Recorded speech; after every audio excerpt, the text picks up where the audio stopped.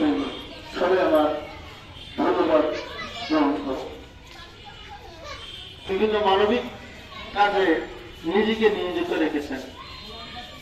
আমার আসার সুযোগ হয়নি, আমি আজকে এসে দেখলাম এবং কিছু জানলাম যে এই যে সমস্ত ছেলেরা আজকে খেলা করলো, এদের এই শুধু খেলাধুলো না, ওরা যে সমস্ত প্রকৃতভাবে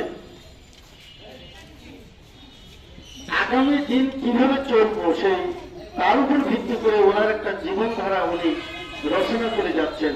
এদেরকে কর্মময় জীবন যাতে তারা পরিচালিত করতে পারে তার জন্য তার চেষ্টা ত্রুটি নাই। আমরা তার প্রতিটা কাজকে সমর্থন করি। আমি আশা করবো যে আগামীতে সে আরো ভালো ভালো পদক্ষেপ নিয়ে আমাদের এই ভবিষ্যতের এই প্রজন্মকে আরো এগিয়ে নিয়ে যাবে।